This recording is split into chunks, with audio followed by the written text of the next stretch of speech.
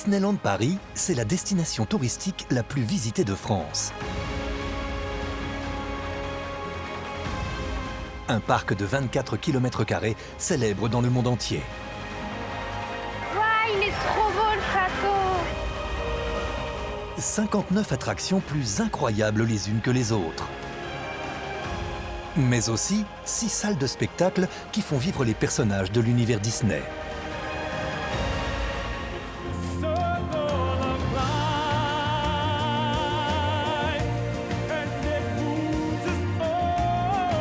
Disneyland Paris, c'est la plus grande scène d'Europe.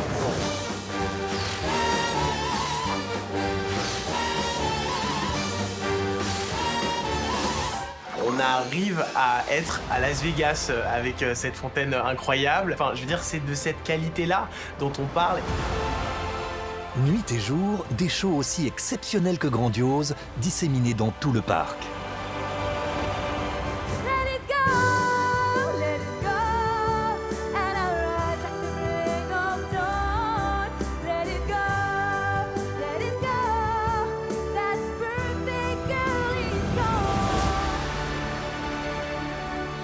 Ici, des centaines de chanteurs, de danseurs, de techniciens et de comédiens se produisent sans relâche 365 jours par an. Et ben voilà, je suis prêt, j'ai mon groin qui rappelle bien Pumba, j'ai mes cornes et j'ai mes chaussures.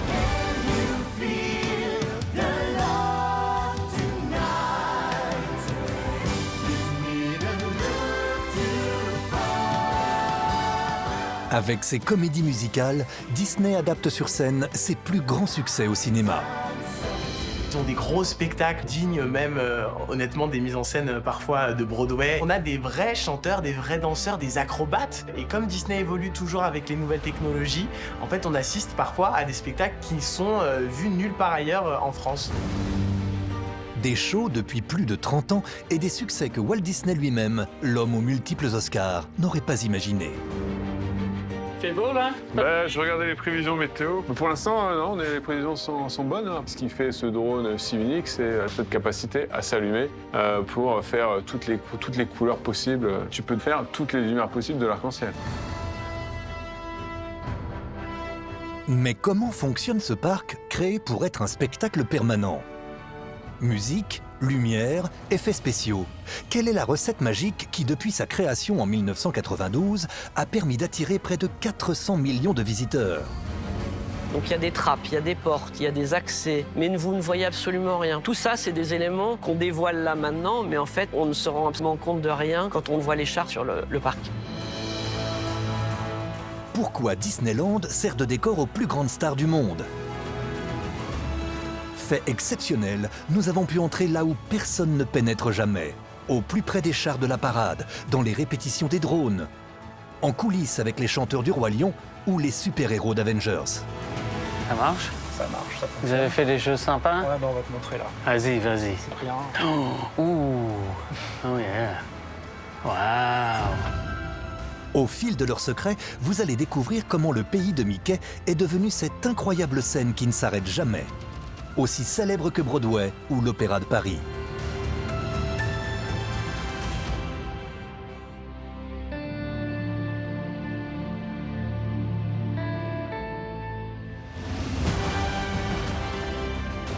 Il est 9h30 du matin, Disneyland s'éveille. Les manèges se remplissent et les salles de spectacle ouvrent leurs portes.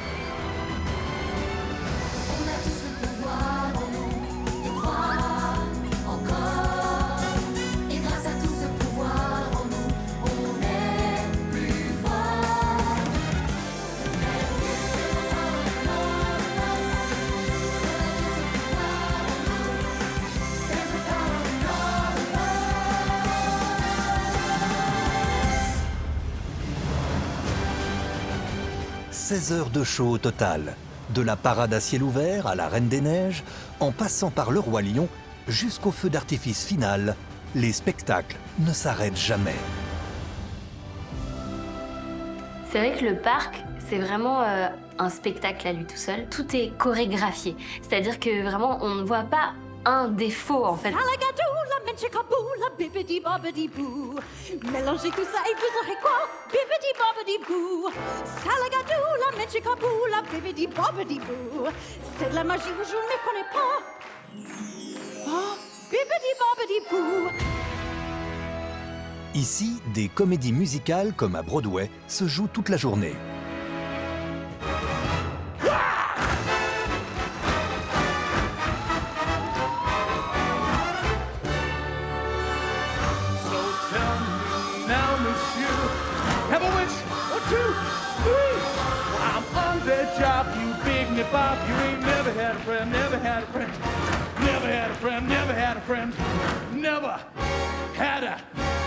Friend like me.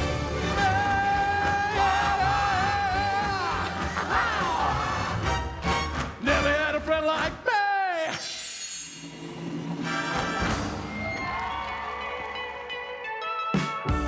Dès les premiers rayons du soleil, les chanteurs, les danseurs, les chorégraphes se retrouvent pour une journée remplie de paillettes et de chansons. Disséminées dans le parc, 6 salles de spectacle, chacune dédiée à une star de Disney. Et voici l'affiche qui attire le plus de spectateurs. On va voir le spectacle des Rois Lions, les enfants? Ouais. Flora, Vincent et leurs 2 enfants, Lana, 11 ans, et Milo, 7 ans, sont venus spécialement de Dijon pour s'offrir une journée au parc d'attractions. C'est notre dessin animé, ça, le Roi Lion. Si, pour le coup, oui. Oui, bah oui. C'est un dessin animé de notre époque. Qu'on a beaucoup regardé, d'ailleurs. Oui. Bah nous aussi on le regarde encore. J'espère qu'on va entendre Hakuna Matata, hein, ça peut être sympa. Hakuna Matata. Quel mot fantastique. Dès leur arrivée, direction le spectacle qui fait la renommée du parc dans le monde entier, le Roi Lion et les rythmes de la Terre.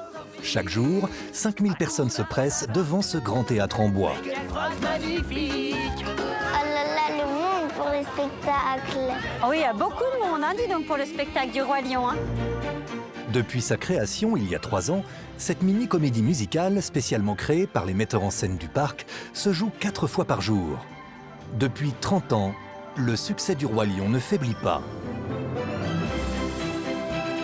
Le Roi Lion et les rythmes de la Terre. À sa sortie en 1994, le Roi Lion explose les compteurs. Avec 968 millions de dollars de recettes, il se hisse alors à la première place des films les plus rentables de Disney.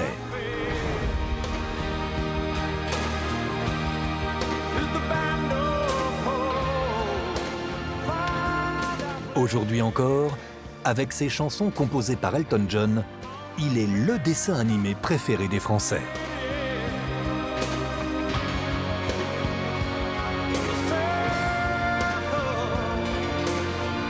Qui ne connaît pas le Roi Lion? Qui ne connaît pas Hakuna Matata? Hakuna Matata. Qui ne connaît pas Timon, Pumba, Simba? Ce sont aujourd'hui des noms de personnages qui sont entrés dans la mémoire commune.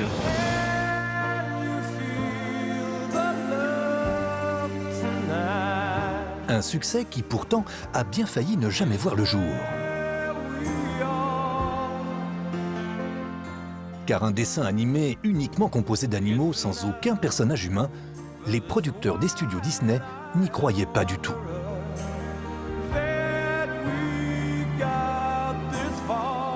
Ils ne s'attendaient absolument pas à ce que le Roi Lion puisse avoir ce succès-là, parce qu'ils se disaient mais il y a 0 humain dans l'histoire, ça ne marchera jamais, les gens ne vont pas s'identifier. Mais non, en fait ils sont allés au bout. La clé du succès, Disney est allé la chercher ici, en Afrique, dans les paysages grandioses du Serengeti au Kenya. Pendant plusieurs semaines, scénaristes et réalisateurs ont observé le comportement des lions dans la savane. Et en fait, au-delà évidemment des lionceaux, des hyènes et des gazelles, c'est tout l'héritage de l'Afrique qui est raconté dans ce film, dans les spectacles qui existent autour de ce film. Et pour rendre ces animaux attachants, les studios utilisent une astuce simple mais infaillible.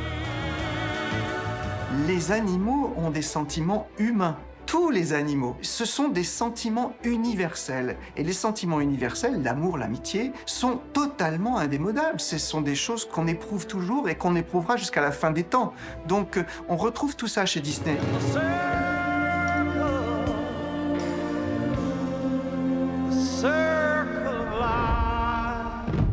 Waouh, allez, venons découvrir.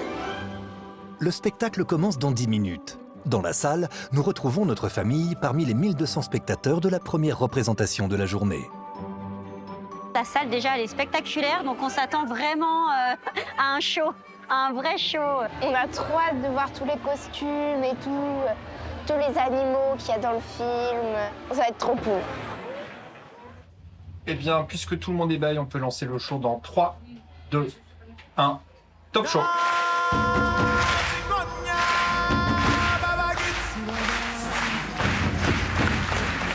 Ce show, c'est un enchaînement de chansons.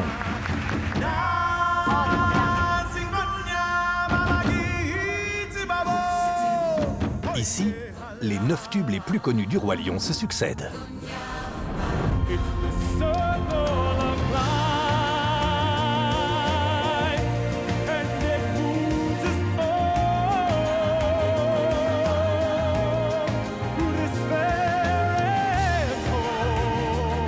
On a bien sûr utilisé toutes les musiques existantes et mythiques de ce dessin animé.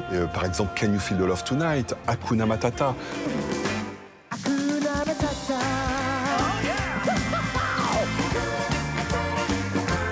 Donc bien sûr réorchestré pour les mettre en scène puisque c'est un spectacle musical.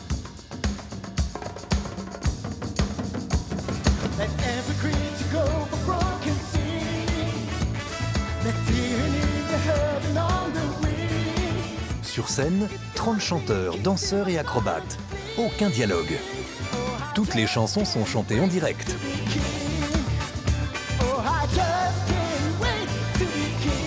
Pendant 30 minutes, le public suit l'histoire du lion Simba.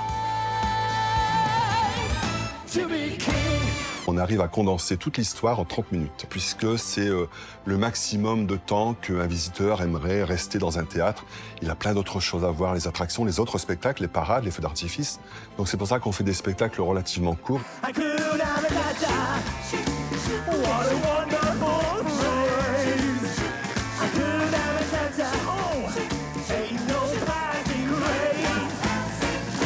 Pour monter ce show hors norme, il aura fallu 2 ans de travail.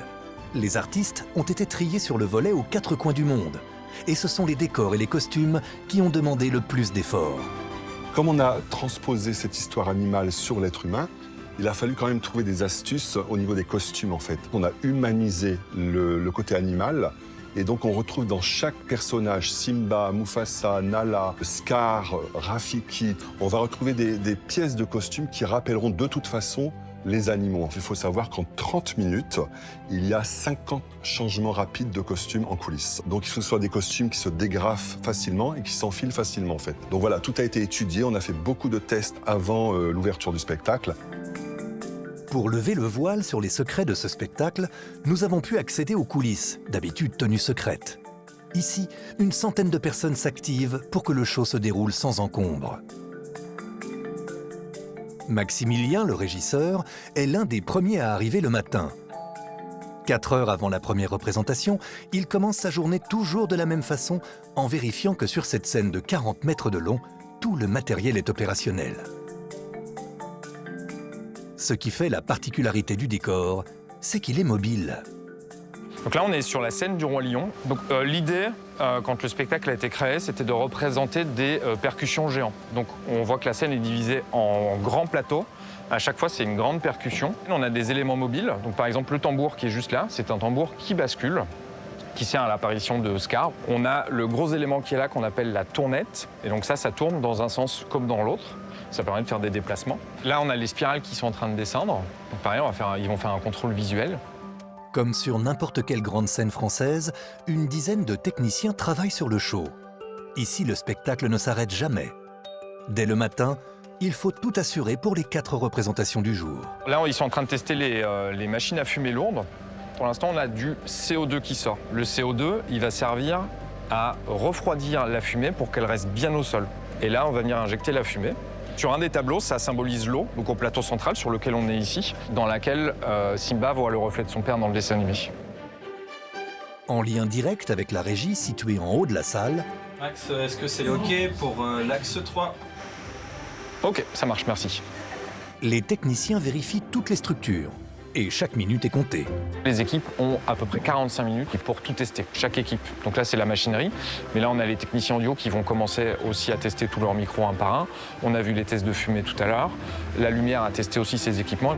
Sur cette scène, les artistes chantent et dansent pendant près de 2 heures par jour. Il faut que leur confort soit maximal. Malgré les apparences, le sol est mou pour les réceptions. Les câbles des acrobates sont vérifiés plusieurs fois et le décor a été pensé dans les moindres détails.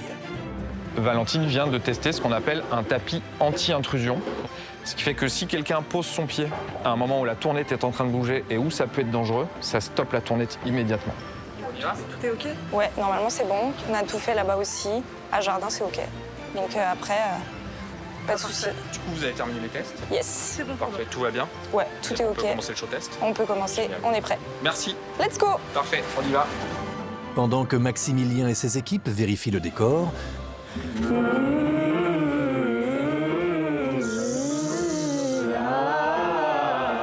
les chanteurs s'échauffent avec Samuel, le coach vocal. Les chansons du film sont tellement célèbres qu'ils n'ont pas droit à l'erreur. Zai, zai, zai, nga, nga, très important d'avoir le n et le g à la suite. Zai, zai, zai, zai, nga, nga, nga, nga, nga. Zai, zai, zai, zai, nga, nga, nga, nga, nga. Voilà, j'aimerais bien qu'on respire aux bons endroits d'une Davesita.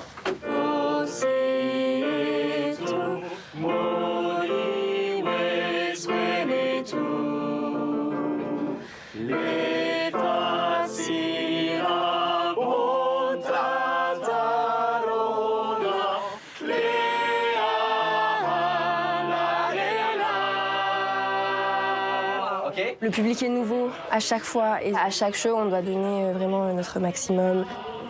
Et à la fin, on est épuisé. Allez, on va se maquiller, on va se préparer. Ici, tout est pensé pour ne pas perdre de temps. Le maquillage a lieu dans la salle juste à côté. Bonjour. Ça va? Ouais. Les maquilleuses ont moins d'1 heure pour transformer les 30 chanteurs et danseurs en grands animaux de la savane. Charlie va devenir Pumba, le phacochère. Et Guillaume va se transformer en Timon, le suricate. Pumba, c'est un des plus rapides. Donc on est sur 20-25 minutes de maquillage pour celui-ci. Ça peut aller jusqu'à 45 minutes. On va avoir beaucoup d'ombre au niveau du nez pour venir faire des nez assez droits, assez animaliers sur tous les maquillages. On retrouve vraiment la même structure. Et ensuite, c'est plus artistique. C'est suggéré. Du coup, le maquillage se complète avec le costume. Puis il y a la fausse barbe qui aide beaucoup. C'est ce qui met le plus de temps à installer, quoi. Là, on vient vraiment faire vibrer les couleurs pour que sur scène, ça se voit bien de loin. Il faut qu'au dernier rang, tout le monde puisse voir le maquillage vraiment de loin. Du coup, c'est bon, Charlie. Tu es prêt? Merci. Avec plaisir. Hop. À toutes. Dans les coulisses du Roi Lion, tout se déroule en même temps. Alors que les chanteurs se font maquiller, les acrobates s'échauffent sur scène. Comme des félins, ils s'élancent dans les airs, sans aucun filet ni câble pour les retenir. Un vrai challenge physique. Anthony vient du Cirque du Soleil, le cirque le plus exigeant du monde, basé à Las Vegas. Plusieurs fois par jour, il enchaîne des dizaines de sauts à plus de 8 mètres de haut. Très professionnel, sa vie est entièrement tournée vers l'effort. Je suis ancien sportif de haut niveau, donc j'ai gardé vraiment cette ligne de conduite. Donc on essaie de se maintenir en forme, faire attention à l'alimentation. Il y a tout parce que notre corps, c'est notre outil de travail. Donc il faut rester en forme, surtout au niveau des épaules, parce que c'est les épaules qui vont beaucoup travailler sur ce spectacle. Il y a plusieurs types d'acrobatie. On va être croché sur des mâts articulés, en fait. On va tourner, etc. Et ensuite, on est accroché à une seule main. Pendant tout l'acte, on est à 2 accrochés à une seule main. On est un duo, on va s'accrocher, se jeter, se rattraper. Bon, ça va, après on a l'habitude avec la gym, c'est pas... ça va. Pendant qu'Anthony finit son échauffement, Charlie, lui, termine d'enfiler son costume. Et ben voilà, je suis prêt. Donc j'ai mon groin. qui rappelle bien Pumba. J'ai mes cornes, qui rappellent aussi. Et j'ai mes chaussures. Sur scène, le clou du spectacle, c'est cette chanson que tout le monde attend.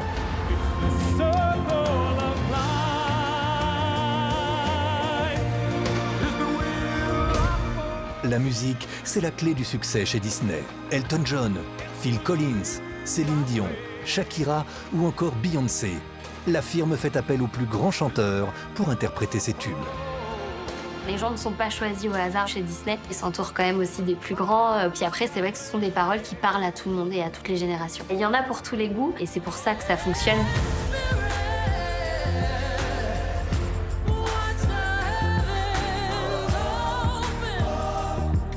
Avec Le Roi Lion, Disney tient son plus grand succès interplanétaire, que ce soit au cinéma ou au théâtre. L'histoire du petit lion Simba cartonne sur toutes les scènes, même les plus élitistes comme Broadway. Les comédies musicales de Disney sont attendues à Broadway. Elles sont attendues maintenant, alors qu'on faisait la fine bouche. Maintenant, on fait plus la tête à Disney de nos jours. Et ça, c'est depuis Le Roi Lion.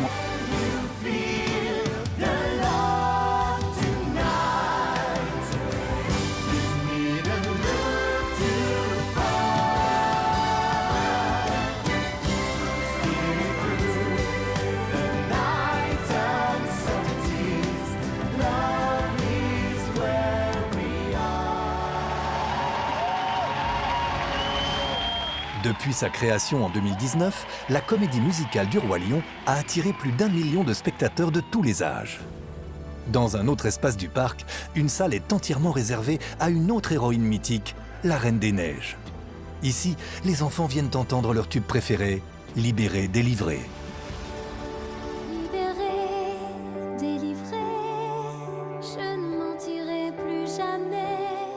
Une chanson célèbre dans le monde entier est reprise en 43 langues, des États-Unis où elle est née, jusqu'au Japon.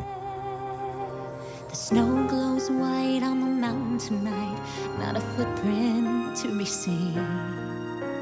Un royaume de solitude m'a placé là pour toujours. Dear wind, Visionnée plus de 2 milliards de fois sur Internet, elle reste la plus écoutée sur les plateformes musicales.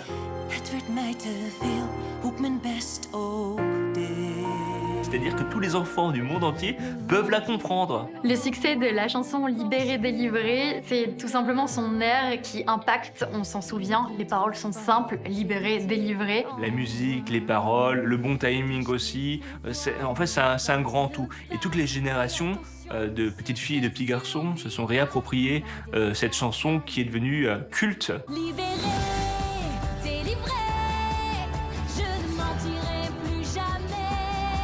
Libéré. En 2013, le dessin animé La Reine des Neiges dépasse le succès du Roi Lion. 1,2 milliard de dollars de recettes dans le monde au cinéma, du jamais vu à l'époque.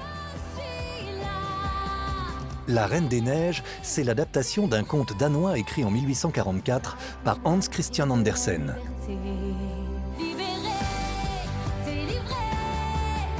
Et pourtant, l'histoire de la reine Elsa et de sa sœur Anna au royaume d'Arendelle est restée pendant 70 ans au fond d'un tiroir.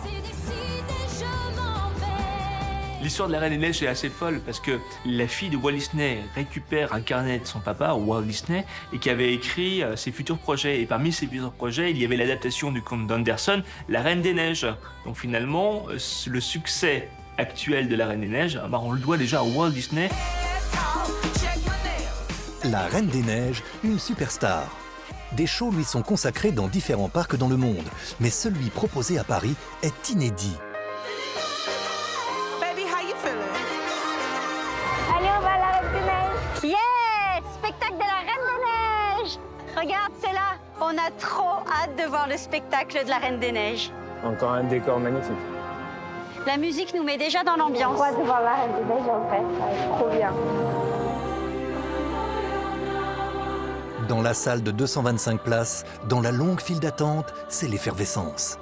Flora, Vincent et leurs enfants se préparent à voir leur héroïne en vrai. Jusqu'à 12 représentations par jour. Le spectacle affiche complet à chaque séance. Pour Lana, Elsa est une héroïne incontournable. C'est vraiment un dessin animé avec lequel Lana a grandi, puisqu'elle est née en 2011 et puis elle l'a vu quand elle était toute petite. T'avais les costumes, hein? Reine des Neiges, Elsa. Oui. Donc ça va être chouette. C'est parti pour le spectacle. Waouh! Pour élaborer ce show de 25 minutes créé comme une suite du dessin animé, il aura fallu plus de 2 ans de travail. De la construction des décors aux images animées spécialement fabriquées par les studios Disney aux États-Unis. Par rapport au succès du film, mondialement, c'est vraiment un succès mondial, c'était inévitable de créer un spectacle sur la Reine des Neiges. Je vois pas comment on aurait pu passer à côté de ça. Dites adieu, de l'heure du passé. Sur scène, 2 personnages principaux, la Reine des Neiges et sa sœur Anna, accompagnés de Christophe et du plus célèbre des bonhommes de neige, Olaf. Flora, Vincent, Lana et Milo ont l'impression d'être dans le château de glace. C'est bon, il fait plus froid ici. Oui. On ne serait pas dans le royaume de glace. Ici, on a peaufiné tous les détails. Pour ressentir le froid de la glace, il fait 4 degrés de moins. Et dans un écran géant, le bonhomme de neige, Olaf, donne la réplique aux autres personnages. Tout le monde, voici Olaf. Dites bonjour à Olaf. Bonjour Olaf. Hi everyone! C'est un spectacle immersif et du coup nous mettons tout en œuvre pour que l'immersion opère, les lumières, les écrans. Il y a de la fumée, il y a des confettis. L'effet palais de glace avec ce qu'on appelle la carboglace qu'on met au sol. Les effets spéciaux, tout fait partie de l'immersion et tout contribue à créer la magie auprès de nos visiteurs. Avec tous les amis!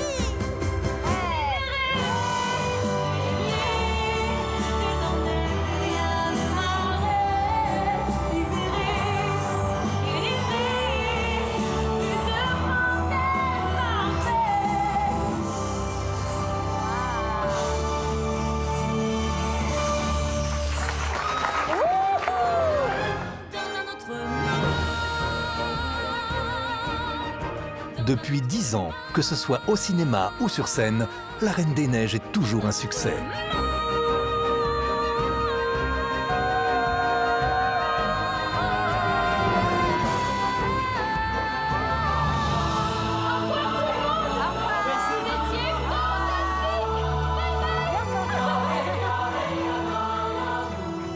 C'était trop bien le spectacle. Le spectacle vraiment très surprenant, c'était vraiment une belle surprise. Ah, c'était super, magnifique spectacle. Oh, regarde. Oh Olaf!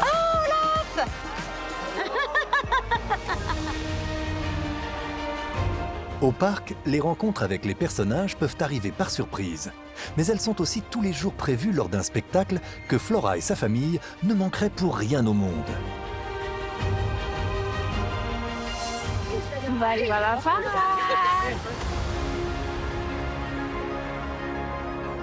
La parade, c'est le show à l'américaine dans toute sa splendeur, avec ses 8 chars et la centaine de danseurs et de personnages. Elle a lieu une fois par jour à 17 h, en plein cœur du parc. La parade, c'est vraiment un spectacle incontournable de la journée. Il y a toutes les générations réunies et on voit les étoiles dans les yeux de tout le monde, des petits, des grands. C'est le moment que les enfants attendent avec impatience parce qu'ils vont enfin voir leurs personnages en vrai. Ce qui est fou, c'est qu'à Disneyland Paris, on a des attractions incroyables avec un savoir-faire, des technologies. Et puis d'un coup, on revient à la base. Les gens sont juste là, dans la rue, entre guillemets. Et c'est devenu un rendez-vous, mais inratable. De Peter Pan et son capitaine Crochet, à Buzz l'éclair et le cow-boy Woody de Toy Story, en passant par les inoubliables princesses, la parade, c'est un défilé géant où tous les univers emblématiques de la firme sont représentés. Mickey et Minnie, ce sont les indétrônables de la parade. Soit vous les voyez en début de cortège ou en fin de cortège, en tant que bouquet final.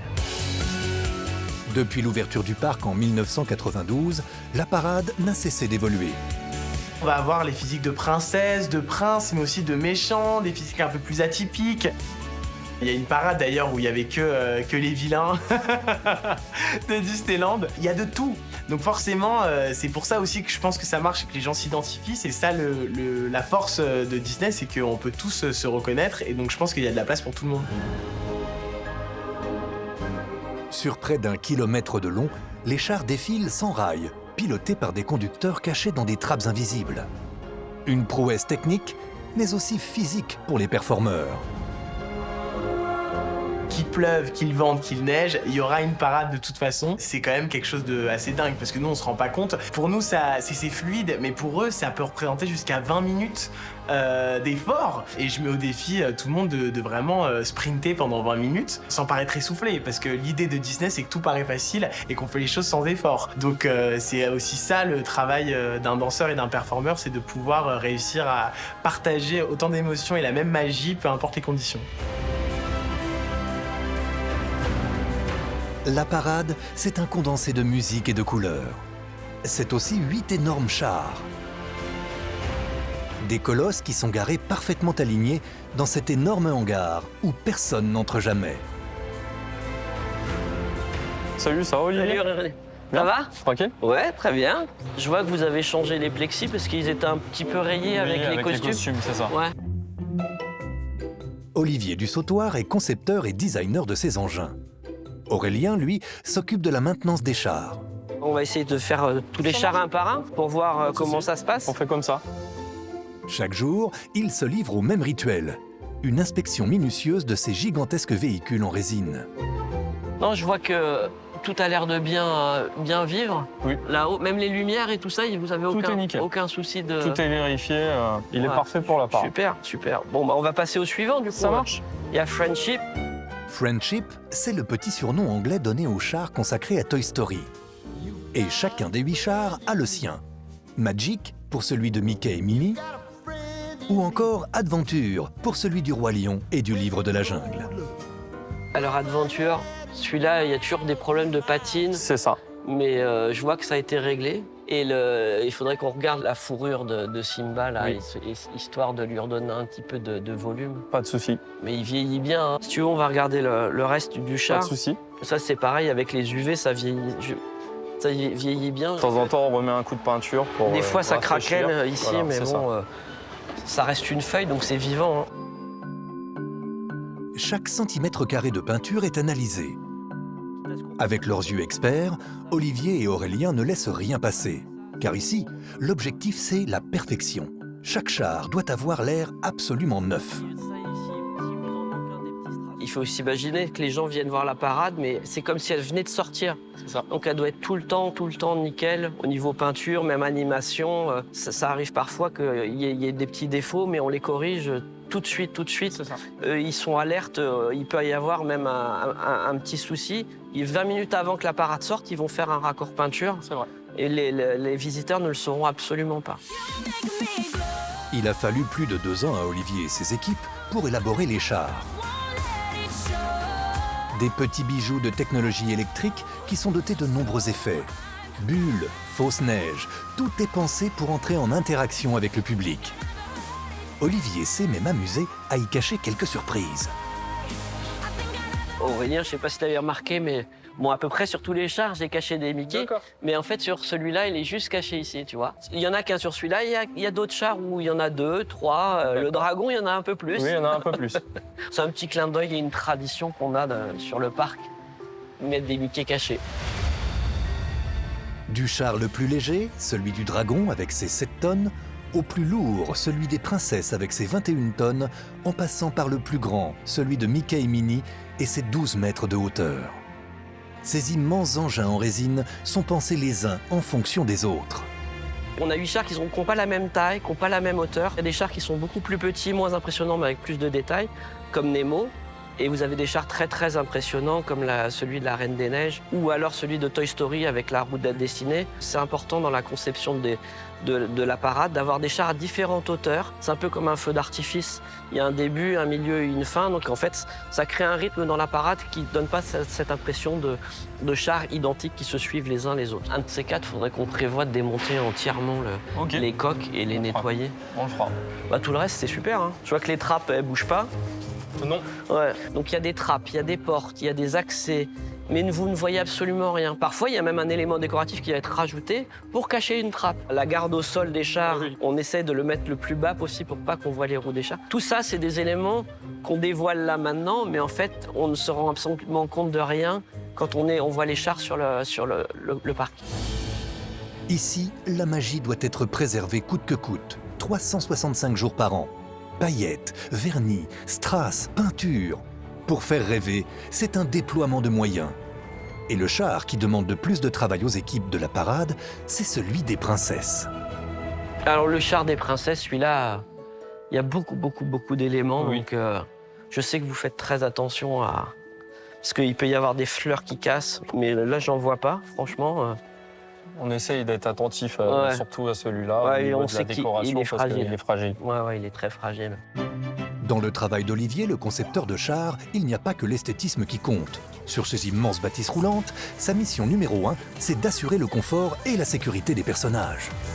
Mickey a des plus grandes chaussures que Donald, donc du coup on prévoit des longueurs de marche particulières pour que ce soit plus facile pour lui de monter et descendre du char. Pour le char des princesses, on prévoit un passage en fonction de la taille de leur robe pour pas qu'elles abîment leur robe et qu'elles soient à l'aise sur le char. C'est la perfection tous les jours. Le moindre petit détail peut gâcher la fête.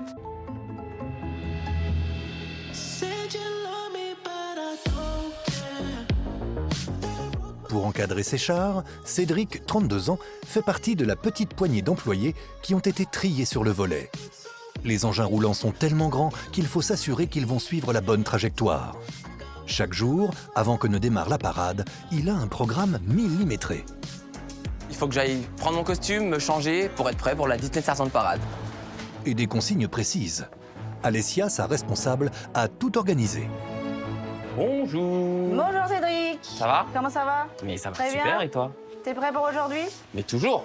Ok, bah écoute, ça c'est le line-up de la journée. Du coup... tu vas être avec Friendship, D'accord. avec Laetitia. Le line-up, c'est l'ordre des chars dans la parade. Aujourd'hui, Cédric s'occupe de guider le fameux Friendship de Toy Story. Si Alessia lui précise son poste, ce n'est pas pour rien. Tous les jours, je n'ai pas le même char, en fait. Tous les jours, je peux changer de rôle, changer de char. Voilà, je suis habilité à pouvoir guider tous les chars de la parade. Donc voilà, tous les jours, ça peut changer. On partira d'ici à 16h. OK. Donc de paramétrie de 17h et on fait la route comme d'habitude. C'est bon pour toi? Opérationnel. La parade mesure 780 mètres et elle dure 33 minutes. Et pendant ce temps, voilà, je dois m'assurer que tout se déroule bien pendant la parade. En fait, mon rôle, c'est d'assurer un peu la sécurité de tout ce qu'il y a autour de moi, en fait, tout ce qu'il y a devant moi. Devant moi, il y aura ces artistes, ces performeurs devant le char, les personnages qui sont aussi avec nous, et du coup, le char, autour de tout ça, il y aura nos visiteurs. Il faudra faire attention à nos visiteurs aussi. Donc voilà, je dois veiller un peu à la sécurité de tout ce beau monde. Cet après-midi, à la tête de son char, Cédric devra avoir l'œil sur 7 danseurs, 2 acrobates, 2 personnages, mais aussi sur le public massé derrière les barrières. Allez, du coup, je prends ma lampe Ta lampe et ta radio, s'il te et plaît. ma radio, parade 3, hop. J'ai besoin de cette lampe pour guider les chars, tout simplement. J'ai besoin de ça. Et les autres outils dont on a besoin, c'est la radio pour rester en communication avec nos supérieurs et les autres guides sur la parade, au cas où il y aurait un petit souci ou n'importe quoi, tout ce qui puisse arriver, qu'on reste en communication pendant toute la parade. Du coup, la suite du programme, on va sortir les chars et se préparer tranquillement pour faire la parade. Pas d'infos particulières aujourd'hui, tout va bien pour nous. Ok, ça va rouler. À tout à l'heure. À tout à l'heure. Merci. Bonne préparation. Merci, à toutes. Alors que Cédric se prépare, à l'intérieur du parc, en bas de Main Street, Flora, Vincent, Lana et Milo se sont trouvés une petite place. C'est parti! J'ai trop hâte de voir Belle. Et toutes les princesses? Oui. Et tous les beaux chars? Oui. La parade peut commencer.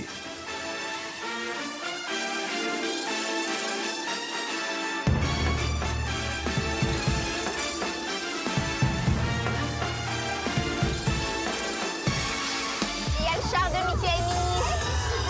Oh oui, regarde, Mickey et Minnie. Ils sont trop beaux. Tu lui envoies des bisous? Tu lui envoies des bisous à Mickey? Envoie des bisous à Mickey. Ouais.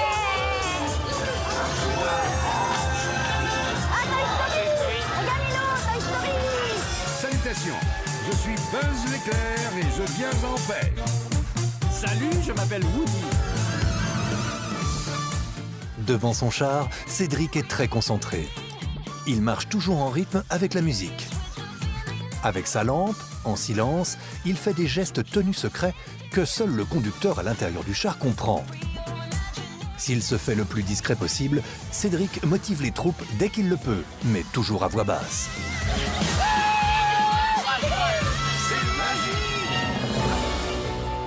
Les chars défilent très lentement, à 2 km à l'heure, soit 2 fois moins vite qu'un adulte qui marche. Car à 8 mètres de haut, au sommet du char, aller plus vite serait dangereux pour ceux qui font le spectacle. Ouh là là, qu'elles sont belles! Dans le public, la petite Lana est fascinée. À 11 ans, ses préférées, ce sont les princesses. De Blanche-Neige en 1937 à Vaiana en 2016, elles ne sont pas moins de 12 princesses à avoir marqué l'histoire de ces dessins animés que tout le monde connaît. Chez Disney, les héros, ce sont aussi les héroïnes. Et les héroïnes, ce sont les princesses. Cendrillon, Blanche-Neige, Aurore, Belle et Ariel, la petite sirène évidemment, hein. Depuis presque 100 ans, la femme a toujours joué un rôle central dans l'univers de Walt Disney. Les princesses y sont représentées dans leur grande diversité, de la plus traditionnelle à la plus rebelle, de la plus sage à la plus aventurière.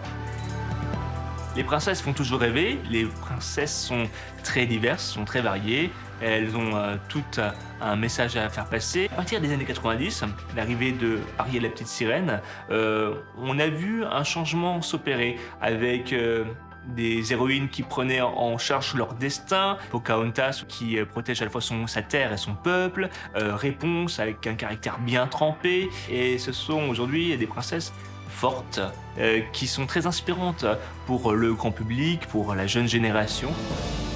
À commencer par Lana et sa maman Flora. Oh, elles sont belles! Ah, Jasmine! Trop belle! Elle est magnifique! Tu lui envoies, Lana, un bisou? Envoie un bisou à Belle! Waouh, t'es contente? Alors que Cédric arrive déjà aux portes de la sortie des chars, Lana voit arriver le dernier char, celui de la Reine des Neiges. Oh, la neige, regarde la neige! On termine par la neige! Regarde, ils envoient! Ouais. Oh là là, on voudrait bien recommencer, hein! Après 33 minutes de magie, le dernier char passe la porte. La parade reviendra demain. T'es contente, ma puce? Câlin? Yeah! La parade, c'était... magique! Oui, La parade, c'était magique. Si la parade et tous les spectacles font tant rêver, c'est en partie grâce aux costumes. De la sublime robe d'Elsa, la Reine des Neiges, à la tenue verte de Peter Pan, en passant par tous les danseurs de la parade, la plupart des costumes des personnages sortent d'un endroit au secret bien gardé, situé à quelques mètres seulement derrière le parc et dans lequel personne n'entre jamais. L'atelier de couture. Ici, 35 couturières formées dans les plus grandes maisons de luxe françaises s'activent tous les jours. Je lasse, je délasse. Je m'en lasse pas. C'est dans cette caverne d'Ali Baba que sont imaginés, cousus, rapiécés, ajustés les costumes de tous les spectacles de Disneyland Paris. Des plus prestigieux jusqu'aux plus petits rôles, des plus féminins aux plus futuristes, chaque année, ce sont des centaines de vêtements qui sortent de l'atelier avec un nombre de matériaux pharaoniques. Nous avons en ce moment 4828 rouleaux en stock, et ce qui représente plus de 78 000 mètres de tissu. Nous avons toute la mercerie possible, on a besoin de tout, des boutons, des pressions, des œillets. On a plus de 40 000 pièces, on a besoin tout le temps. Nous entretenons les costumes tous les jours, donc dès qu'il y a quelque chose, il faut qu'on ait ce qu'il faut sous la main. Aujourd'hui, Séverine, une des 3 modélistes de la firme, travaille sur ce costume porté par une danseuse qui accompagne le char de la Reine des Neiges sur la parade. Là, je travaille sur la Snowflex, une danseuse pour Disney Star on Parade. Là, c'est la fin, c'est le calage entre la jupe et le bustier pour pouvoir danser sans problème. Sur scène, les costumes doivent se démarquer tout en respectant le dessin animé original. Séverine accepte de nous révéler quelques-uns de ses secrets pour créer des tenues flamboyantes. Pour la Reine des Neiges, la couleur dominante est le bleu dans toutes ses déclinaisons, jusqu'au violet. Souvent, les costumes brillent et sous l'effet du soleil, c'est étincelant. Donc on rajoute des strass. La matière elle-même, là, elle brille un peu. Là, on a utilisé une espèce de dentelle pailletée qui accroche la lumière. Même la matière elle-même, là, c'est du velours, un peu floqué, mais il attrape la lumière. Ça donne un petit côté magique. Un côté magique, mais lorsqu'ils sont portés plusieurs fois par jour et nettoyés chaque soir, les costumes doivent être aussi fonctionnels et surtout confortables. Le principe, c'est qu'il faut que les performeurs, les danseurs, soient à l'aise. On utilise un peu des techniques, des choses qui ne se voient pas. À l'intérieur, on utilise des matières et des techniques confortables pour qu'il y ait un peu de stretch, de mouvement, que ça bouge avec le corps. Il y a des lacets, il peut se régler. Par-dessus, c'est fixé avec des boutons et des élastiques à boutons. Tout ce qui est élastique, c'est confortable. Et malgré qu'il y ait du volume, elle peut faire les mouvements qu'on lui demande. Rien que pour la parade, les couturières du parc ont ainsi créé plus de 700 tenues. Un chiffre qui peut paraître énorme, mais qui s'explique facilement. Tous les costumes sont réalisés en 3 tailles pour les différents performeurs qui tournent tous les jours. Et chaque pièce existe en version été et hiver. L'ensemble du costume reste le même été comme hiver parce que c'est les besoins du spectacle. Il ne faut pas qu'on touche à l'esthétique, mais le confort et la chaleur, ils seront pour l'hiver. On met des couches supplémentaires, souvent dessous, mais qui ne se voient pas. De sa conception sur une feuille de papier à sa version finale, une robe comme celle-ci est créée en 1 mois. C'est beaucoup de travail et surtout, on essaie de trouver et d'avoir des astuces pour travailler au plus rapide. Mais on a quand même des parties obligatoirement à la main. Pour que ce soit un joli rendu, il faut y passer un peu de temps. C'est obligatoire. Et dans cet atelier, bien sûr, une attention particulière est apportée à l'énorme garde-robe des 2 stars du parc, Mickey et Minnie. Dans son dressing, le couple phare accumule plus de 450 costumes. Alors Mickey et Minnie, on est souvent amenés à faire leur garde-robe, à étoffer leur garde-robe. Ils ont des vêtements pour toutes les cérémonies, tous les événements qu'ils peuvent rencontrer. Magicien, chef pâtissier, aventurier, les 2 petites souris peuvent tout interpréter. Minnie est même devenue au fil des années une icône de la mode. La grande styliste Stella McCartney lui a même créé son costume à l'occasion des 30 ans de Disneyland Paris. Ils sont toujours au top de la mode et Mickey et Minnie ont la plus grande garde-robe du parc. Enfin, de tous les personnages, c'est sûr, c'est les plus coquets. Depuis plus de 90 ans, Mickey représente l'univers Disney. Dans le parc, il est partout, sur des t-shirts, des mugs ou encore en confiserie. Ses oreilles sont même le souvenir le plus acheté par les touristes. Mickey a une influence dans nos vies depuis sa création et tout est parti d'une souris comme disait Walt Disney. Quand même dingue. C'est une figure de proue, c'est une figure symbolique. Mickey, il est connu dans le monde entier. Il est aussi connu que la reine d'Angleterre et qu'il est aussi connu que la Tour Eiffel. Et puis, il a traversé les générations. Et évidemment, on ne peut pas passer à côté de Mickey ni de Minnie qui sont présents sur scène. Ce sont les égéries. Donc, ils doivent être un peu partout. Et c'est dans les Walt Disney Studios qu'un spectacle leur est consacré. Mickey et Minnie y interprètent des ouvriers de la fabrique des rêves. Je vais l'emmener loin d'ici pour que tu puisses aider Axel. Miss Mallette, que diriez-vous d'aller faire un petit tour de la fabrique? Dans ce théâtre de 600 places, les 2 souris sont les stars du show. Il a fallu qu'on trouve à l'origine une idée pour les enfants. C'est-à-dire que les petits et les grands connaissent Mickey et Minnie. Ces personnages plaisent au public. Ce sont des personnages iconiques, bien sûr, du spectacle.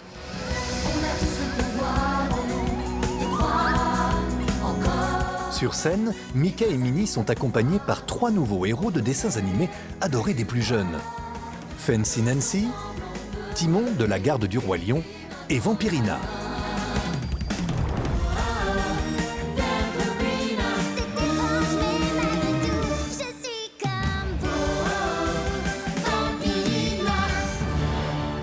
Pour donner la réplique aux personnages, 6 performeurs jouent, chantent et dansent comme dans une comédie musicale.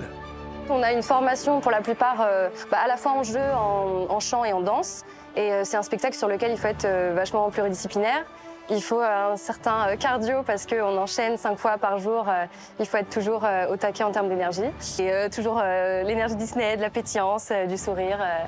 Des odeurs de barbe à papa, des bulles de fumée, des confettis ou encore des serpentins, tout est fait pour amuser les plus petits.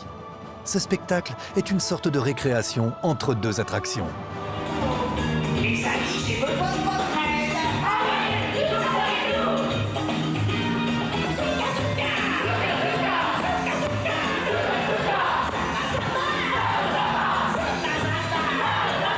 Pendant la représentation, c'est Michael, le régisseur, qui lance les effets spéciaux. Fermeture du sas, top. Les ombres, top. Et tout ça fait que le public est happé à chaque moment, à chaque diffusion des effets. En régie, 4 techniciens contrôlent tout le spectacle. Chaque lumière, chaque musique, chaque entrée de personnage est prévue à la seconde près.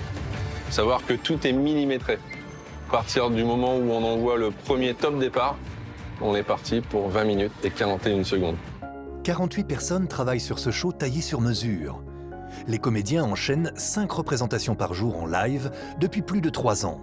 Alors pour que la troupe reste au niveau, la productrice a trouvé une astuce. Au niveau des chanteurs, on a plusieurs équipes qui tournent. En fait, ce qui est intéressant sur ce spectacle, c'est qu'ils sont en capacité de remplacer en cas de blessure ou de maladie. Ils apprennent plusieurs rôles, ce qui fait que le spectacle n'est pas répétitif pour eux, ça casse un petit peu la routine. Des décors aux costumes en passant par l'histoire, il leur a fallu 2 ans pour créer ce spectacle. Et fin du spectacle, on attend l'évacuation du public.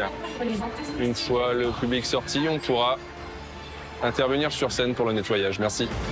Comme les plus grands chanteurs, Mickey et Minnie remplissent l'équivalent d'un Olympia tous les jours. Un succès qui ne se tarit pas.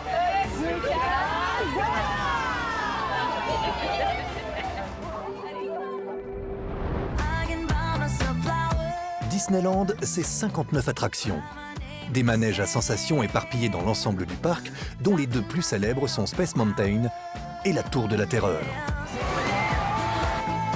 Mais ce sont aussi des comédies musicales jouées sur scène comme à Broadway et des shows de nuit à couper le souffle.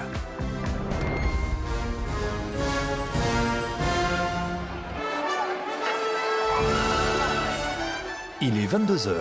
Comme tous les soirs, 365 jours par an, c'est l'effervescence dans le parc.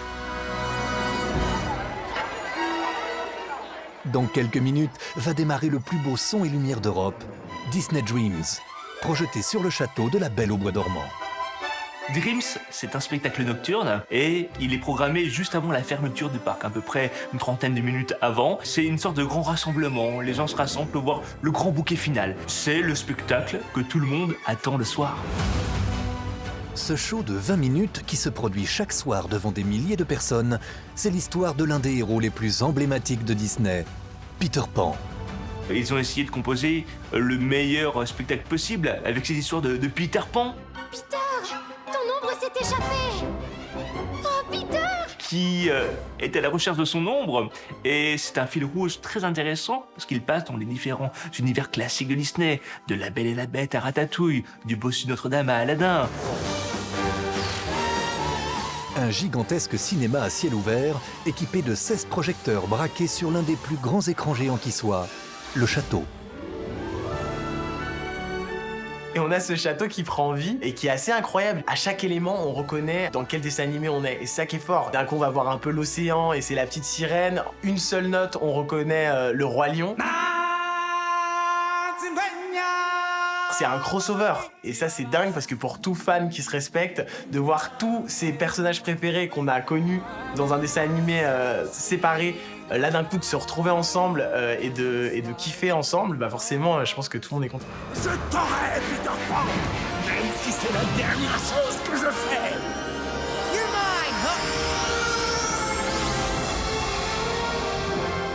mine, Une magie qui a un coût. 10 millions d'euros pour ce condensé de technologie et d'effets spéciaux qui anime toutes les soirées du parc.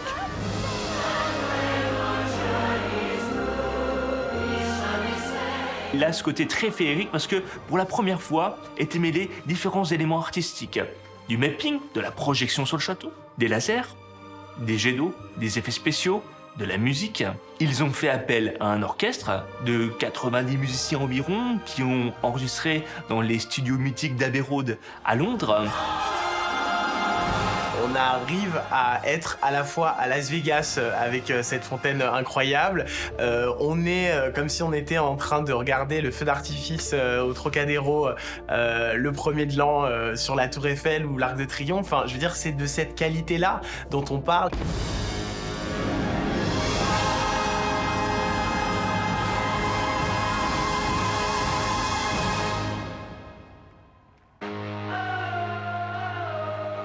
Ce show monumental, le parc le doit en grande partie à cet homme, Ben Spalding. J'ai vraiment le plus beau bureau du monde. Ce soir, le producteur du show accepte exceptionnellement de nous ouvrir les coulisses de son spectacle. Il est 23h, il fait nuit noire devant le château, les spectateurs ont quitté le parc. C'est dans cette petite maison de style victorien, qui passe pour un abri de jardin, qu'il nous a donné rendez-vous. Un lieu dans lequel aucune caméra ne pénètre jamais. Hey, ça va? Ça va bien. Alors, ça se passe bien? Ça se passe très très bien. Ça y est, on est fini? On est prêt? On n'est pas loin de la vérité, on va dire. On n'est pas loin de la vérité. Donc là, on est dans la régie de Disney Dreams, sur le cœur du spectacle. Ici, on a tous les ordinateurs qui gèrent le son, qui gèrent le média, les lasers, les lumières, la communication, tous les équipements pour faire en sorte que le spectacle, ça se passe. Si Ben Spalding est ici ce soir, c'est pour superviser les répétitions techniques qui ne s'arrêtent jamais. Pour que le parc reste la plus grande salle de spectacle d'Europe, il faut travailler nuit et jour. Alors, les coiffes, ça roule? On programme les coiffes là actuellement sur Disney Dreams. Oui, ça marche? Ça marche, ça fonctionne. Vous avez fait des choses sympas? Ouais, ben on va te montrer là. Vas-y, vas-y. Cyprien. Oh yeah. Wow. Ce soir, on est avec Jimmy, Cyprien, Carole, et il y a plein de techniciens qui sont à l'extérieur. Et on est en train de programmer. Donc c'est quelque chose qui est très très long. C'est pas quelque chose qu'on fait comme ça. Pour créer le gigantesque son et lumière, il a fallu plus de 7 mois de travail à Ben et ses équipes. En régie, 3 techniciens calibrent à la seconde près le show. Pour déclencher les 37 fontaines, les dizaines de lasers, le feu d'artifice géant et toutes les lumières, chaque technicien a son rôle. Les techniciens, ils sont en train de contrôler tous les éléments. C'est pas comme si on était dans le spectacle. Mais là, vu qu'on est dans la situation, on est capable. Donc Cyprien, lui, il est en train de contrôler via son ordinateur tout ce qui se passe sur les tourelles du château. Donc ils sont bleus. Il change toutes les couleurs. Il est capable de faire ça là maintenant. Et là, vous le voyez, elle est en direct sur le château avec ses magnifiques lumières. Ces répétitions sont primordiales. Chaque soir de l'année, quelles que soient les conditions météo, le spectacle doit se dérouler à la perfection. La prouesse est de taille, car pour ne pas perturber le sommeil des voisins du parc, les fusées sont insonorisées. Elles ne peuvent pas non plus monter trop haut à cause de l'aéroport de Roissy qui est tout près. Sur les endroits stratégiques, sur les toitures, on a des équipes sur la partie feu d'artifice, on a les équipes de machinerie qui sont vers les douves, on a les pompiers, on a la maintenance. Chacun check ses installations, ses équipements pour être sûr que tout fonctionne. Voilà. Et une communication permanente. Ici, le grand ennemi, c'est le vent. Entre les 15 lance-flammes qui projettent du feu jusqu'à 15 mètres de haut et les centaines de fusées du feu d'artifice lancées autour du château, la sécurité est maximale. En permanence, il y a des vérifications. On a des flammes sur le château et aussi sur les ailes du château. Et ça, il y a des validations qui se passent en régie. Par contre, s'il y a trop de vent, on a centrale météo sur le château, les capteurs de vent individuellement pour chaque flamme, qui lui va valider ou pas. Donc il va passer au-dessus du humain pour valider ou pas si la flamme elle déclenche. C'est pour pas abîmer le château, bien sûr, oui, c'est vraiment ça. Le château, c'est l'outil de travail de Ben Spalding. Alors le producteur en prend grand soin. Le château fait partie du spectacle. Pour nous, c'est un écran, c'est une scène. Et avec les équipes, On le met en valeur tous les jours, tous les soirs pour les visiteurs. Et c'est à la fin de la journée, la dernière chose qu'ils voient, c'est notre château avec la musique et toute l'ambiance.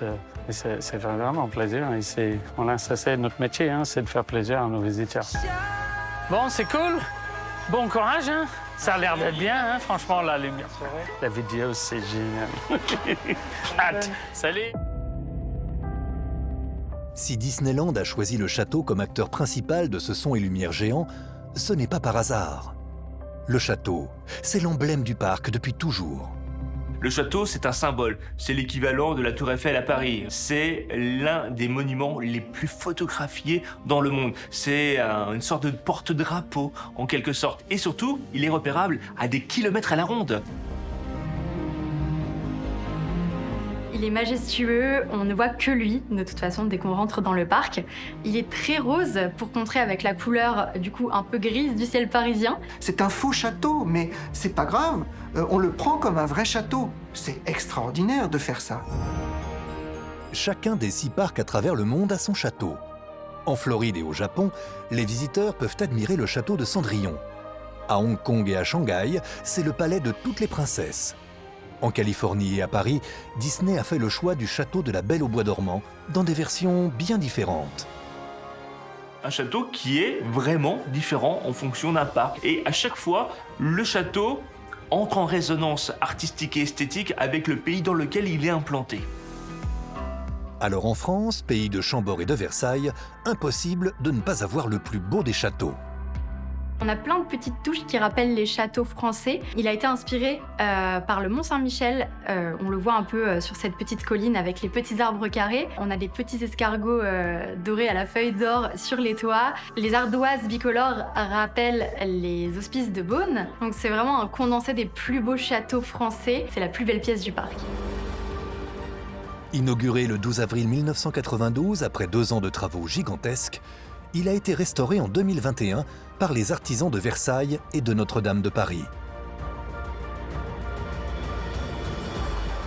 Près de 20 000 ardoises sur les toits sont changées une à une.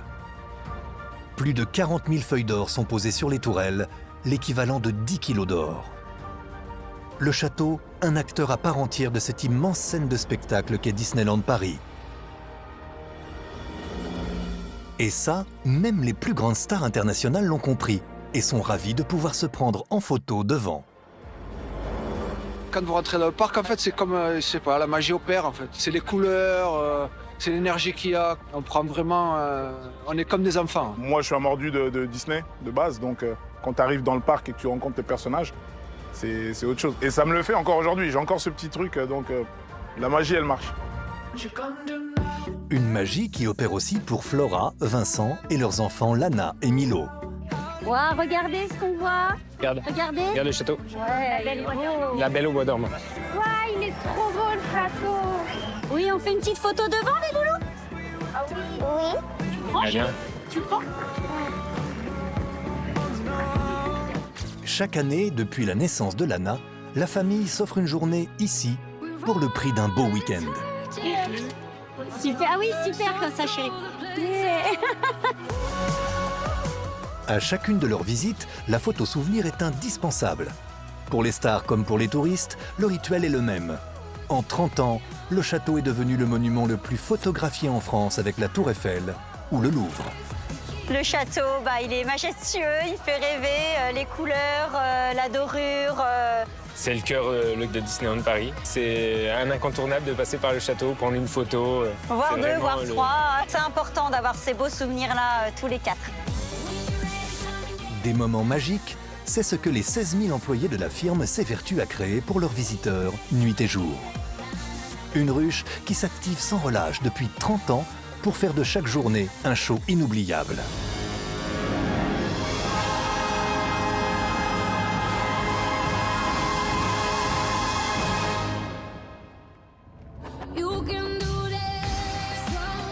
Depuis 1 an, les équipes de création sont allées encore plus loin en proposant un show avec des drones. Les drones, c'est la nouvelle technologie du spectacle que les plus grandes stars du monde s'arrachent. Lady Gaga, la première en 2017 lors de la mi-temps du Super Bowl américain.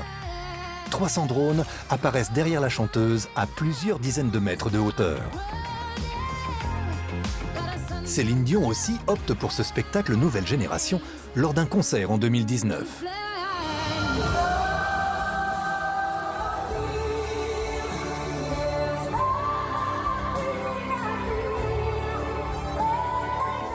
Face à ces shows féeriques, impossible pour Disneyland de ne pas s'aligner. Depuis 10 ans, le parc parisien est devenu un laboratoire de développement pour tous les parcs du monde. Et c'est vrai que Disney emboîte le pas, ils sont pas à la traîne, ils sont toujours en avance sur la technologie. Après les feux d'artifice et les projections, il leur fallait passer à l'étape supérieure. Ils sont toujours en recherche de modernité, ils veulent toujours surprendre le public et en même temps ils font la même chose dans leurs films. Donc c'est ça qui est cool, c'est que le Disney avance avec son époque. En fait on assiste parfois à des spectacles qui sont vus nulle part ailleurs en France. Plus ça va, plus on a une qualité assez dingue sur les spectacles de Disneyland Paris. L'arrivée du show de drone pour les 30 ans du parc a été une petite révolution. Ce spectacle unique au monde est à la pointe de la technologie. Delight, c'est le premier spectacle qui utilise au quotidien dans un parc à thème des drones. Des drones qui vont composer des formes particulières. Là, pour le coup, ce sont les oreilles du Mickey qui représentent également le 30e anniversaire. Donc ça a été une vraie révolution dans le parc lorsque ça a été mis en place. Élevés à 90 mètres de hauteur, 200 drones lumineux enchaînent les figures autour du château et forment un mystérieux ballet. C'est assez fabuleux parce que c'est une synchronisation de drones qui survolent le château et qui s'illuminent au bon moment, quand la musique retentit, quand les lumières sont braquées sur le château.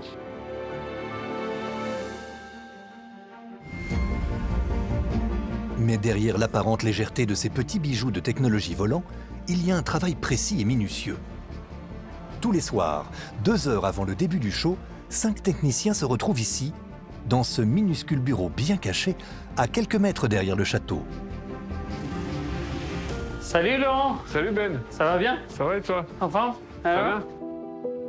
Ici, on pénètre dans l'un des endroits les plus secrets de la technologie Disney, l'atelier de réparation et d'amélioration des drones. Laurent Perchet dirige l'entreprise bordelaise qui a inventé cette technologie. Sa mission, s'assurer que le balai aérien va pouvoir être parfaitement dansé dans le ciel. Ils ont tous leur chorégraphie qui est complètement préchargée, les batteries prêtes à être enclenchées, tout est prêt. Chaque soir, les batteries, les hélices ou encore les lumières sont vérifiées ici. Car si ces drones ne pèsent que 600 grammes, ils sont remplis de processeurs ultra perfectionnés qui leur permettent de faire des figures variées, programmées par ordinateur. Ce qui fait ce drone si unique, c'est cette capacité à s'allumer pour faire toutes les couleurs possibles. Tu peux déjà faire toutes les lumières possibles de l'arc-en-ciel. Ce type de drone, c'est à la fois les lumières, les LED, l'électronique, l'intelligence, le logiciel qu'on a pu mettre dedans, à la fois pour la sécurité, le poids c'est important, c'est un bon équilibre entre suffisamment lourd pour avoir suffisamment de batterie pour voler longtemps et en même temps pas trop lourd pour que justement il puisse voler et être très très fluide. Normalement, on peut aller jusqu'à 14 minutes, 15 minutes de vol avec... C'est 15 minutes de vol, ce qui fait qu'avec le décollage, l'atterrissage, tu peux t'amuser, toi, avec 12 minutes de spectacle. 12 minutes de spectacle. Et le vent, quand il y a un peu trop de vent... Quand il y a du vent, le drone, il compense, donc il fait tourner ses moteurs, ça lui prend un peu plus d'énergie. Mais c'est pour ça qu'on donne 15 minutes d'autonomie.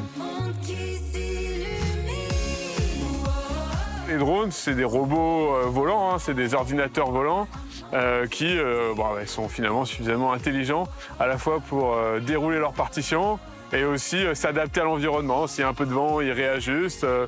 Si finalement ils s'aperçoivent qu'ils sont un peu plus hauts que ce qu'ils devaient être, ils ajustent. Voilà, on s'appuie sur aussi l'intelligence de la machine. Et pour éviter toute chute ou collision, Laurent et ses équipes ont pensé à tout.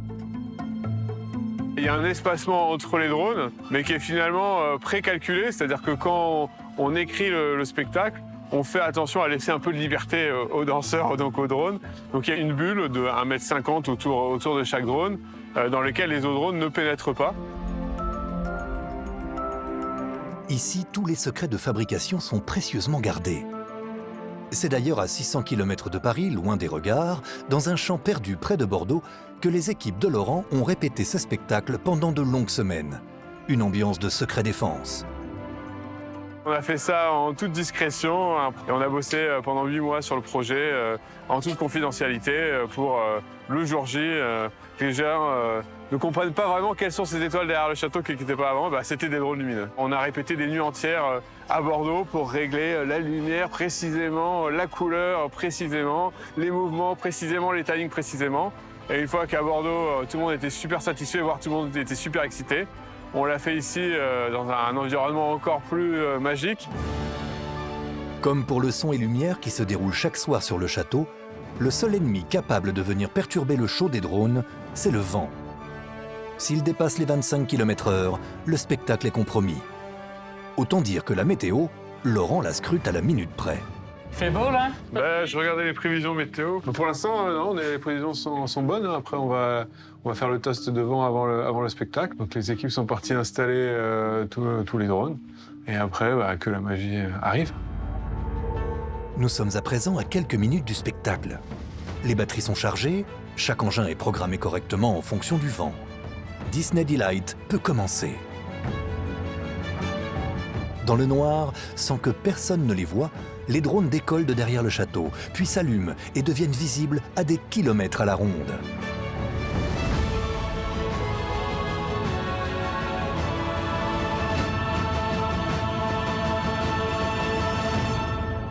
L'an dernier, ce show, diffusé chaque soir devant des milliers de spectateurs, a obtenu le prix du meilleur spectacle en live.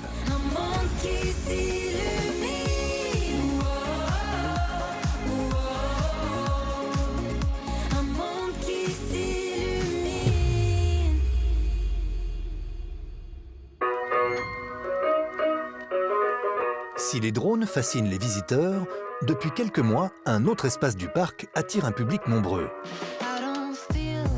L'Avengers Campus, situé dans les Walt Disney Studios. Ça y est, on est arrivé. Yes. Waouh. On y est. Disney Studios. Tout de suite dans l'ambiance, la musique. Ces studios de cinéma géants qui sont venus s'ajouter au parc initial, c'est une surface équivalente à 24 stades de foot entièrement consacrés au succès de la firme, comme Toy Story, Ratatouille ou encore Le Monde de Nemo. Et depuis le 11 juillet 2022, une grande nouveauté. Un espace entièrement dédié à la saga Avengers et à ses super-héros. L'Avengers Campus est vraiment un monde à part à Disneyland Paris. Pourquoi? Une fois qu'on est à peine rentré, qu'on a posé le premier pas dans ce campus, entre la musique, la lumière, les effets, les couleurs, tout est fait pour rentrer dans un monde Marvel. Tous nos visiteurs se transforment en recrues. Et c'est vraiment là-dessus que l'on s'est basé. Chaque endroit est fait pour qu'ils puissent venir s'entraîner. On peut apprendre la danse avec les Gardiens de la Galaxie. On peut apprendre des poses avec Spider-Man. On peut vraiment apprendre des tas de choses pour devenir un super-héros. L'Avengers Campus a été imaginé pour mettre en avant les super-héros Marvel. Une franchise rachetée à prix d'or. 4 milliards de dollars en 2009. Et depuis, c'est le jackpot. Au box-office mondial, les films Marvel sont les seuls capables de rivaliser avec Avatar. Il aura donc fallu 2 ans à Disneyland Paris pour concevoir un espace à la hauteur du géant Marvel. 2 attractions à sensations, des restaurants, des décors et des spectacles pour permettre aux visiteurs d'être comme dans les films. Sur Avengers Campus, 13 heures de divertissement ont été pensées, imaginées, créées par les équipes de spectacle de Disneyland Paris. Et puis avoir créé un Avengers Campus quand même, c'est très malin. Ça permet d'attirer une autre catégorie de visiteurs, à savoir un public un peu plus masculin, un peu plus adulte, un peu plus adolescent. Spider-Man, Iron Man, Captain America ou encore Black Panther. Tous font partie de la grande équipe des Avengers. Chacun a des pouvoirs différents et un film, voire plusieurs, en son honneur. Disney rachète Marvel parce qu'ils savent que c'est un univers qui va parler aux fans Disney. C'est un univers qu'ils peuvent utiliser par les shows, par les films. Et ils vont pouvoir d'ailleurs en faire des produits dérivés qui se vendent extrêmement bien. C'est la licence qui se vend le mieux avant Star Wars et Pixar. C'est des millions d'euros de budget pour réaliser ces films. Marvel réunit des super-héros tout droit sortis de l'imagination d'un homme, Stan Lee. Avant de devenir des stars de cinéma mondialement connus, Spider-Man, Hulk ou encore Captain America étaient des personnages de bande dessinée. C'est en 1965 que Stan Lee décide de réunir ses personnages phares en une bande de super-héros qu'il nomme les Avengers. Tout est inspiré des comics donc créés par Stan Lee dans les années 60. D'ailleurs, le premier comics est en rapport avec les 4 Fantastiques. Donc, c'est les premiers héros que Stan Lee a créés, avec Jack Kirby, donc du coup, qui dessinait ces super-héros. Et Stan Lee, à son actif, crée énormément de personnages et de héros. Et c'est ceux qu'on retrouve aujourd'hui dans l'Avengers Campus. Si la famille de Flora est venue aujourd'hui, c'est avec les yeux remplis de curiosité à l'idée de découvrir cet univers qu'ils adorent. J'ai hâte de voir le Land Avengers, le décor, la mise en scène, peut-être même les super-héros. J'ai vraiment hâte de voir les super-héros, voir aussi comment justement Milo notamment qui adore Spider-Man, les Avengers, va réagir. Alors, prêt? Yeah. Oui. Hâte de faire les attractions? Oui. Si les enfants se pressent pour rencontrer les héros d'Avengers, c'est aussi parce qu'à Hollywood, les acteurs qui les interprètent sont aujourd'hui des superstars, reconnus jusqu'aux Oscars. Le plus célèbre d'entre eux, Tom Holland, l'interprète de Spider-Man. À seulement 19 ans, le jeune homme voit sa carrière exploser en 2017 avec sa reprise du rôle de l'un des super-héros préférés des enfants. Aujourd'hui, il pèse 18 millions de dollars par film, quasiment autant que Leonardo DiCaprio. Marvel, c'est vraiment une machine à stars. Il y a un tas d'artistes qui ont été révélés grâce au film Marvel. Je pense notamment à Tom Holland, à Chris Hemsworth, qui sont des acteurs qui n'étaient pas vraiment reconnus dans le monde du cinéma et qui ont vu leur carrière décoller à partir du moment où ils ont joué un rôle dans les films Marvel. Des acteurs déjà connus et même oscarisés, comme Brie Larson, l'interprète de Carol Danvers, alias Captain Marvel, n'hésitent pas non plus à endosser l'uniforme de super-héros. Cela fait plusieurs années que je joue le rôle de Carol Danvers. Et j'ai appris à être plus forte mentalement et physiquement, à utiliser ma voix. Jouer un personnage comme Carol toute la journée, qui est si fort et qui n'hésite pas à s'excuser si elle a tort, c'est très fort et une super façon d'occuper mes journées. C'est un vrai honneur d'être Carol Danvers. Et d'ailleurs, il y a même des acteurs comme Scarlett Johansson ou Robert Downey Jr. qui avaient déjà une carrière bien aboutie avant de jouer dans un film Marvel, qui se sont lancés dans l'aventure et qui ont vu, pareil, leur carrière décoller et devenir des grandes stars du Marvel Cinematic Universe. Waouh, regardez, ça y est, on rentre dans le monde. Ah, c'est trop beau. C'est comment? C'est trop bien. Ouais. On s'y croirait, hein. On va se transformer en super-héros dans ce monde-là, c'est pas croyable. Oh, la voiture, regarde. Regarde, Milo. T'imagines, Milo? Tu la vois en vrai? Tu veux t'approcher? Tu veux que je te prenne en photo? Allez-y tous les deux, oui. Nos super-héros. Vous êtes trop beaux. C'est magique. C'est incroyable. Il y a un vrai volant. Il y a même un siège. Oui, il y a même un siège. C'est trop bien. Flora, Vincent, Lana et Milo n'ont pas fini d'en prendre plein les yeux. Ici, le spectacle est à ciel ouvert. Toutes les 15 minutes environ, un super-héros vient à la rencontre des spectateurs. Oh, regarde! Milo? Oh ouais! C'est qui? Black Panther. Tu fais pareil? Tu fais comme lui? Regarde. Comme ça. Tu as vu? Il t'a fait comme ça! Il t'a vu! Il t'a vu, mon cœur! Mais le plus grand rêve du petit Milo, c'est de rencontrer Spider-Man. Oh, Milo, rencontrez votre héros. Spider-Man, tu crois que tu vas rencontrer un super-héros? Oui. L'homme araignée est la star du campus. Présent sur les toits, dans la rue, en point photo, le super-héros préféré des Français a aussi une attraction rien que pour lui. Bonjour. Oh. Bonjour, ça va? J'ai dit Spider-Man. Bonjour, Milo. Tu veux faire une photo? T'es impressionné, Milo? Lancez! Le dernier photo? C'est comme ça, Milo. Tu me regardes. Profites-en, Milo. Avec du grand pouvoir, avec du grand responsabilité. D'accord? C'est le slogan de Spider-Man. C'est le dicton. Ok, là. Ah. Merci. Merci. Merci. Au revoir. Et bonne mission. Waouh. Alors? T'en reviens pas? T'imagines? T'as vu ton super-héros préféré? Ouais. Oh là là. Super, hein, génial. À moi de voir mon fils comme ça, je suis la plus heureuse des mamans. Ça met du baume au cœur. Il est heureux comme tout. C'est aussi pour ça qu'on vient ici, c'est aussi pour les voir heureux, des étoiles plein les yeux. On retourne en enfance avec eux, pour le temps d'une journée, d'un instant. C'est chouette. Hein, Milo? Un rêve réalisé? Yes, hop là! Yes! On va faire Spider-Man. Ouais. Après avoir rencontré Spider-Man en vrai, la famille ne perd pas une minute. Elle veut découvrir l'attraction à sensations dédiée à l'homme araignée. Bienvenue, welcome. Merci, bien avancé, s'il vous plaît. Yes. Allez, mon Spider-Man. À 7 ans, Milo va pouvoir se prendre pour un super-héros. Pendant 5 minutes, il va devenir l'acolyte de Spider-Man. C'est parti. Ouais, waouh. Regarde. Regarde, Nana. Regarde ce petit Milo, c'est Peter Parker. Regarde, c'est super. Ils peuvent même se dupliquer tout seuls. Dans cette attraction, exactement comme au cinéma, Tom Holland prête son image à l'homme araignée. Il y en a partout. Comment tu feras, Milo? C'est juste, on est portes ouvertes et devenu une mission à haut risque. Bonne chance. Bonne chance, Milo. Bonne chance, Milo. Équipée de lunettes 3D, la famille est prête à embarquer.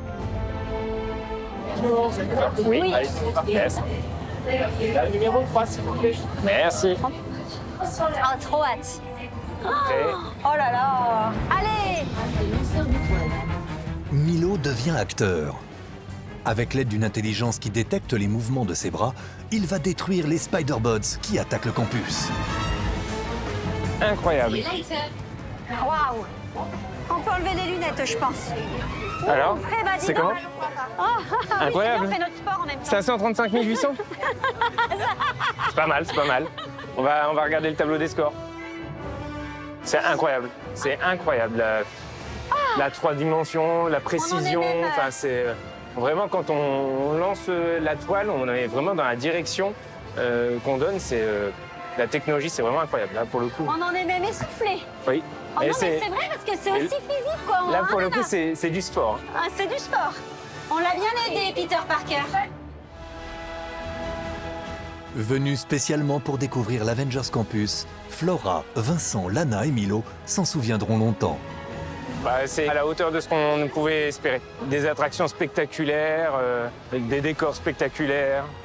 Voilà. Des personnages. Let's go. Au revoir, campus.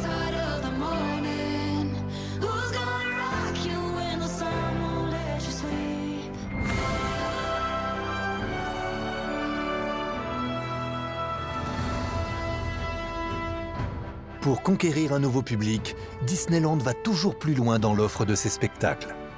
Depuis quelques mois, un show unique au monde allie la technologie et l'univers de Marvel. Avengers Power of the Night, c'est un spectacle nocturne à la fermeture du Walt Disney Studios. Et c'est un spectacle qui est un mélange de pyrotechnique, du laser, de la vidéo, la musique et des drones dans le ciel. Donc on a jusqu'à 500 drones qui font des figures très rapides. 500 drones sont en interaction avec les images des super-héros de l'Avengers Campus, projetés sur ce grand hôtel de 40 mètres de haut. Salut tout le monde. C'est bon, je suis là. On peut commencer. Pourquoi vous partez? Un exploit qui a vu le jour en seulement 3 mois. Un temps record. Le timing, c'était très serré. On a eu que 3 mois pour produire l'ensemble, toute la Corée de tous les drones. C'était très dur. Après, l'avantage, c'est qu'on se connaissait bien et on avait des automatismes. Et on en a fait des images que personne ne croyait qu'on était capable de faire.